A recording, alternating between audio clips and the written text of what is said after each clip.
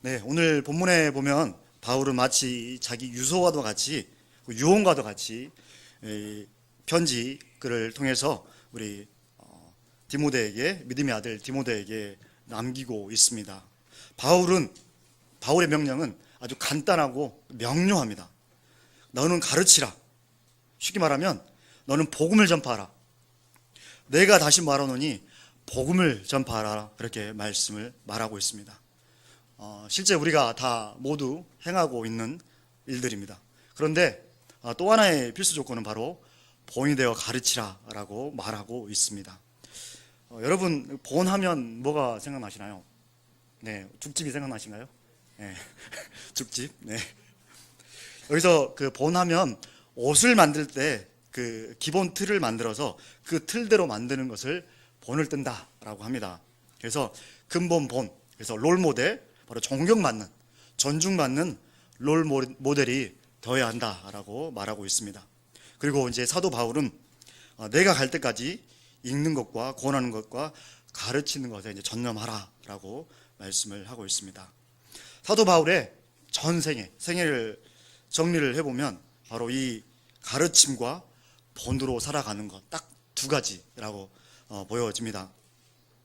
이제 그 우리 한국에 복음이 전파된 이후에 한국 교회는 세계 교회사에서 정말 찾아볼 수 없을 정도로 빠른 부흥과 성장이 이루어졌습니다. 그러나 지금은 대부분의 교회 성장이 중단이 되었고 전도하는 것이 많이 어려워졌습니다. 그래서 믿는 사람들이 점점 줄어들고 있는 상황입니다. 이때 과연 우리가 믿고 있는 이 믿음을 우리 다음 세대들에게 이어주는 이 바통 터치를 잘 해야 할 것입니다. 오늘날 교회 안에 어린이들이, 주일학교 아이들이 현저하게 줄어들고 있습니다. 우리가 작년 5월부터 그리고 올해 1월부터 계속해서 영계교회를 찾으면서 저희가 섬길 교회를 좀 찾고 있었습니다. 그런데 점처럼 제가 꽤 많이 전화를 했습니다. 전국 거의 2시간, 3시간 내에 있는 교회, 그 가까운 거리에 있는 교회들을 계속해서 전화하고 했는데 주일학교 아이들이 없다고 합니다. 예전에 제가 10년 전, 15년 전 이렇게 전에 섬겼던 교회 물어보니까 아이들이 없답니다. 죄송하다고. 어떻게 해야? 꼭 전사님 오셨으면 좋겠는데 아이들이 없다고. 너무 안타까워하는 그런 상황들을 보게 되었습니다. 여러분들 여름성경학교 아시죠? 네, 저도 여름성경학교 출신입니다. 다 대부분 여름성경학교 출신이시라 생각되어집니다. 이따가 이제 사진도 좀 보고 그럴 건데 아마 여러분들 사진을 몇몇 분 보면서 내가 이런 모습이었구나 라고 생각할 수도 있을 것입니다. 네, 여름성경학교는 한국교회, 특히 주일학교에 활력을 불어넣어서 교회의 뿌리를 든든히 세워가는 교회의 축제였습니다. 근데 요즘은 이제 성경학교를 하고 싶어도 그렇게 상황과 현실적으로 어려운 상황들이 많이 좀 보게 되는 가운데 있습니다. 이제는 이 시대를 살아가는 이제 우리 믿음의 세대들은 다음 세대들을 위해서 믿음의 바통 터치를 잘 해야 되는데 이제 단절이 아니라 끊어짐이 아니라 연결되어지는 이 가교 역할을 하는 이 지렛대 역할을 하는 저희 교회 또 믿음의 우리 선배들이 되길 기도합니다. 그래서 이번 저희 여름 선교는 이런 의미에서 또 주일학교 아이들과 몇몇 선생님들과 함께하는 그런 여름 선교가 아니라 또 성경학교가 아니라 전 성도들이 함께 자신의 믿음의 바통을 다음 세대에게 꼭 넘겨주는 이 믿음의 전달자가 되어지는 이 복음의 전달자가 되어지는 우리 계기가 되길 기도합니다. 우선은 이 말씀을 통해서 우리 살펴볼 건데요. 전체적으로 지금 바톤 터치가 잘 이루어지지 않는 현재 지금 상황 그리고 우리 말씀을 통해 좀 살펴보고자 합니다. 잘못 이루어진 세대를 통해서 좀 말씀을 살펴보려고 합니다. 모세 리더십, 바로 해몽을 떠나지 않는 바로 여호수아의 모습이 나옵니다. 그런데 이제 모세가 죽고 나서 여호수아, 다음 지도자 여호수아가 그 바톤을 이어받습니다. 그러면서 우리 여호수아 24장 14절 말씀을 우리 한 목소리로 좀 읽어보도록 하겠습니다. 여호수아 우리 성경책 좀 펼쳐서 24장 14절 말씀을 좀 한 목소리로 14, 15절 말씀을 14절 말씀만 좀 읽어보도록 하겠습니다. 여호수아 24장 14절 말씀 우리 한 목소리로 읽어보도록 하겠습니다. 한 목소리 시작. 그러므로 이제는 여호와를 경외하며 그를 섬기라. 네 조상들이 강 저쪽과 애굽에서 치워버리고 여호와만 섬기라. 네, 자 여기까지는 여호와만 섬기라라고 이제 여호수아가 명령을 하고 있습니다. 자 그런데 15절에 한번 보겠습니다. 15절 다시 한번 우리 15절 한 목소리 읽어보도록 하겠습니다. 15절 말씀 시작.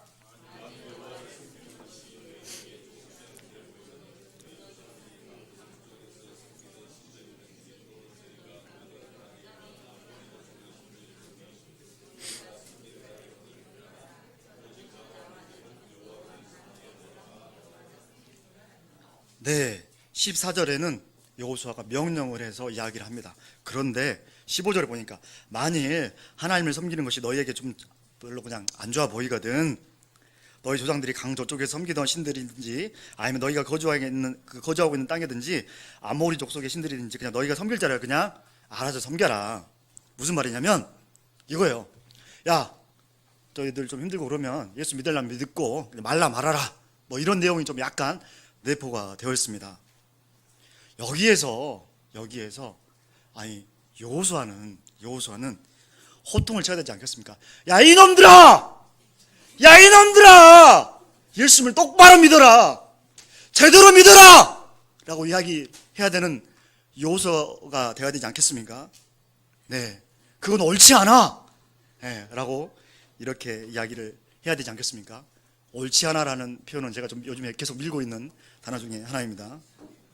네, 여호수아와 그 시대의 장로들, 이 잘못된 바톤 터치가 결국에는 하나님의 말씀이 보이지 않는 이 사사 시대가 오게 됩니다. 하나님께서는 여호수아를 지도로 세워서 말씀대로 가나안 땅을 정복해 나가게 하셨습니다. 그리고 죽음을 앞두고 이렇게 말씀하셨고, 그런데 사사기 2장 7절에 보니까 백성이 여호수아가 사는 날 동안과 여호수아 뒤에 생존한 장로들, 곧 여호와께서 이스라엘을 위하여 행하신 모든 큰 일을 본 자들이 사는 날 동안에 여호와를 섬겼더라 라고 말씀을 하고 있습니다. 그러면서 2장 8절에 보면, 그리고 2장 8절부터 10절이 쭉 나온 내용 가운데 그 후에 일어난 다른 세대는 여호와를 알지 못하며 여호와께서 이스라엘을 위하여 행하신 일도 알지 못하였다라고 말씀을 하고 있습니다. 이때부터 이스라엘은 하나님을 섬기지 않고 자기 생각에 옳은 대로 살아가는 시대가 되었습니다. 여호수아의 안타까움은 바로 지도자를 세워서 좀 담대하게 바통 터치를 이어줬으면 하는 그런 안타까움이 있습니다. 여호수아는 그 시대의 장로들에게 신앙을 잘 이어줬습니다. 그러나 그 다음 세대의 신앙을 제대로 전달하지 못하여서 신앙을 가진 세대가 아니라 바로 다른 세대가 되었습니다. 결국 이스라엘의 암흑기인 사사 시대가 되고 말았습니다. 그리고 이제 신약으로 넘어와서는 예수님의 그 공생애 이후에 예수님께서는 12제자를 불러서 이제 누가복음 9장 1절에 보면 모든 귀신을 제어하며 병을 고치는 능력과 권세를 우리 제자들에게 주셨습니다. 그러면서 이 제자들이 마음껏 예수님께서 승천하시고 나서 마음껏 복음을 증거하고 전도하며 나아갑니다. 그리고 다음 바울을 통해서, 사도 바울을 통해서 또 믿음의 역사들을 이루어가는 것들을 볼 수가 있습니다. 사도 바울은 디모데에게 바로 오늘 같이 함께 봤던 2장 2절 말씀 가운데 은혜 가운데 강한 사람이 되라고 말씀하면서 또 내가 많은 증인 앞에서 내게 들은 바를 충성된 사람들에게 부탁하라. 그들이 또 다른 사람들을 가르칠 수 있으리라 라고 말하였습니다. 이는 바로 디모데에게 믿음의 바통 터치를 하였듯이 바로 충성된 사람들에게 믿음의 바통 터치를 하라고 하는 것입니다. 그들이 또 다른 사람들에게 이 바통 터치를 할 수 있다는 것은 바로 놀라운 믿음의 비전을 이야기하는 것입니다. 여러분들 혹시 오스카 쉰들러라고 혹시 아실까요? 들어보신 분도 계실 거고, 예, 그럴 겁니다. 오스카 쉰들러에 대해서 좀 말씀 좀 드리겠습니다. 이 오스카 쉰들러는 유대 그 2차 대전 당시에 유대인의 목숨이 파리 목숨보다 더 함부로 다루어지던 제2차 세계대전 전쟁을 이용해서 큰 돈을 벌었던 바로 독일의 사업가였습니다. 이 쉰들러는 독일이 침공한 폴란드가 또 폴란드계의 그 유대인이 운영하던 그 그릇 공장을 인수를 해서 많은 돈을 벌었습니다. 그러던 중에 유대인 학살 광경을 직접 눈으로 목격하고 큰 충격을 받게 됩니다. 쉰들러는 사실 그렇게 큰 영향력 있는 군인도 아니었고 전쟁을 멈추게 할 수 있는 그런 능력도 없었고 유대인이 갇힌 그 강제 수용소를 어떻게 무너뜨릴 수 있는 그런 상황도 그런 힘도 없었습니다. 그러나 자신에게 있는 모든 것을 활용을 해서 유대인들을 구해내기로 마음을 먹었습니다. 그가 가진 재산을 활용해서 구해내기로 이렇게 마음을 먹었습니다. 자신의 재산을 털어서 그의 공장에서 그 일을 시키겠다는 이유로 사람들을 불러 모읍니다. 나중에 알려진 바로는 그가 유대인을 데리고 간 그 공장은 사실 제대로 가동이 된 적도 없었다라고 합니다. 유대인들을 일꾼으로 쓰겠다는 건 바로 그냥 그들을 한 종이라도 더 얻고자 살리고자 하는 바로 명분이었습니다. 당시 폴란드에 살고 있던 유대인들은 약 한 6천 명 정도 됐다고 합니다. 이 중에 절반 이상이 독일 나치에 의해서 잔인하게 학살이 되었다고 합니다. 그런데 1999년 이 발견된 명단에 보면 1200명 정도 됐다라고 합니다. 그래서 거의 이 쉰들러 한 사람을 통해서 살아남은 이 폴란드계 유대인의 이 절반 가량을 구해낸 그런 상황들을 보게 됩니다. 유대인들을 구하기 위해서 쉰들러는 어떻게 해서든 한 명이라도 더 구하기 위해서 여러 가지 또 더 수단과 방법을 가리지 않았습니다. 심지어는 노동력이 없는 어르신들도 고용을 했습니다. 가끔은 이제 이런 상황들에 대해서 나치군들이 감시하러 오면 무조건 냄비라도 하면서 냄비라도 좀 두들기라고 이렇게 이야기를 했다라고 합니다. 총을 든 나치군이 감시하러 올 때는 할 일 없이 놀던 어르신들도 작업장에 앉아서 무조건 냄비를 두들겼습니다. 그 소리가 공장 안을 가득 메웠습니다. 그래서 그 쉰들러는 그 감독인 그 군인에게 이렇게 말했습니다. 여기에 있는 모든 사람들은 전투에 필요한 군수품을 만들어내는 숙련된 기술공들입니다. 라고 이렇게 이야기했습니다. 이렇게 해서 죽음으로부터 구해낸 유대인들이 아까 말씀드렸던 막 1200명 가량 되었다고 합니다. 비록 기술은 없을지라도 하나님 앞에 드릴 것이 없는 이 무능력자일지라도 이렇게 이 쉰들러에게 준 것을 통해서 또 쉰들러가 가지고 있는 걸 통해서 영혼을 살리는 것들을 보게 됩니다. 그리고 쉰들러가 죽고 나서 이제 독일 사람들이 우표에 뭐라고 했냐면 한 사람의 생명을 구한 사람은 온 세상을 구한 것이다 라고 이렇게 우표에도 찍혀서 또 발행을 했다라고 합니다. 제가 알고 있는 직접적으로 알지는 않지만 좀 어떤 권사님은 몸이 좀 불편하셔가지고 병원에 입원해 계시는데 그 어떻게 해서든 좀 복음을 좀 전하고 싶은 마음에 이제 조금 알바생들을 좀 썼나 봅니다. 알바생 어떻게 썼냐면 그 성경 읽는 걸로 와서 좀 성경 좀 읽어달라. 그래서 성경을 계속 읽다가 뭔가 좀 성경 읽는 부분에서 좀 흐느끼고 막 흐느끼 울면 거기 다시 읽어봐 다시 그래서 그렇게 너 그러면 예수 믿을까 안 믿을까요? 그럼 예수 믿겠다 그럼 다시 따르고 그리고 다시 또 알바생 또 이렇게 해서 몸은 좀 불편하고 그래도 병상에서 또 그렇게 복음을 증거하고 전했다라고 합니다. 이제 이 인구수가 좀 계속해서 감소하고 있고 또 기독교 인구가 감소하고 있고 교회가 또 무너진다라고 합니다. 특히 뭐 대학생 선교단체도 막 무너지고 있는 상황에서 미래가 없다고 합니다. 한국교회 상황이 어둡다고 합니다. 여러분 뭐 이렇게 오늘 아침에 비가 많이 왔지 않습니까? 홍수가 나면 사방이 막 완전히 막 물천지지 않습니까? 그렇죠? 오늘도 막 물이 막 넘쳐나지 않습니까? 그런데 정작 마실 물은 없듯이 우리가 늘 눈을 들어보면 어디서나 교회를 찾을 수 있고 어디서나 목회자를 만날 수 있습니다. 그리고 정작 이사가는 성도들의 가장 고민은 과연 다닐 만한 교회가 없다고, 믿을 만한 교회가 없다고 그렇게 입을 모아 이야기를 합니다. 이렇게 한탄을 하는 것이 지금 우리의 아픈 현실이 되었습니다. 그러면 어떻게 되겠습니까? 우리가 바로 본이 되어야 되는데 본의 역할을 감당하지 못하였습니다. 저는 개인적으로 좀 데살로니가 교회의 모습으로 우리 바울이 데살로니가 교회는 3주간에 걸쳐서 짧은 목회한 이 바울이 교회이지만 마게도냐 또 우리 아가야 지방의 모든 믿는 자들의 본이 되는, 헬라어로도 티포스라고 합니다. 이 본이 되는 그러한 교회였습니다. 저는 개인적으로 이 바람이 우리 한국 교회가, 모든 교회가 또 이런 데살로니가 같은 교회가 되었으면 좋겠습니다. 모든 한국 교회 모든 성도분들이 바로 좀 믿는 자들의 본이 되는, 또 믿지 않는 자들의 좀 본이 되는 그런 모습이 되었으면 좋겠습니다. 그러할 때 바로 우리가 티포스, 바로 주님을 닮아가고, 그리고 우리의 모습을 통해서 우리가 롤 모델이 되어서 영혼들을 세우고 살릴 수 있을 것입니다.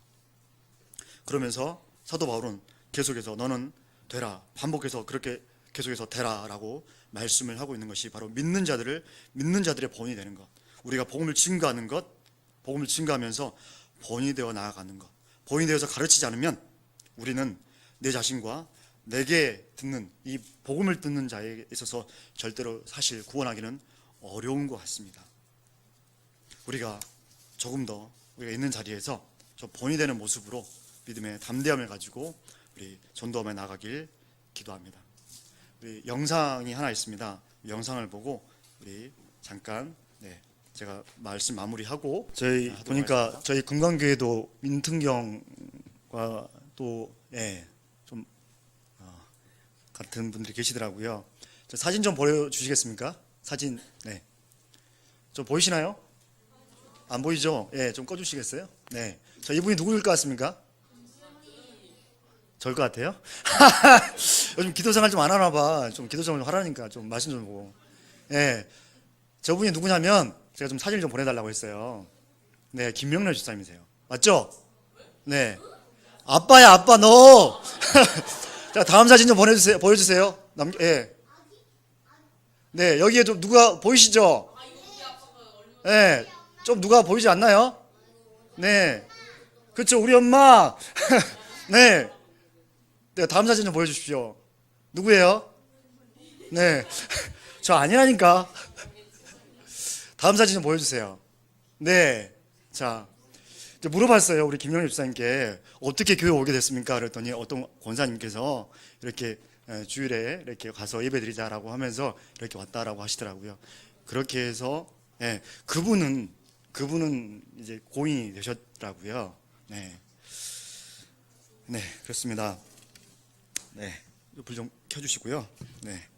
이제 설교를 좀 마무리 좀 하도록 하겠습니다. 여러분, 작은 새 한 마리가 가지에 앉았다가 날아가도 가지가 잠시 동안 흔들리는 여운이 남는데, 우리는 어떠한 족적을 가지고 남길지, 어떠한 열매를 남길지를 돌아봐야 되겠습니다. 그래서 오늘 우리 눈을 뜨면 성공한 사람들이 보이지만 눈을 감으면 위대한 사람이 보입니다. 세상에서 이것저것 가리지 않고 성공한 사람에게 우리가 인사를 하지만 실제 마음으로부터 존경을 하지는 않습니다. 우리 사랑하는 한 사람 한 사람 모두가 눈을 감으면 떠오르는 기대와 소망, 자랑, 마음으로부터 우러러오고 싶은 존귀한 믿음의 롤 모델이 되어서 모든 믿는 자들의 본이 되는 사람이 되길 기도합니다.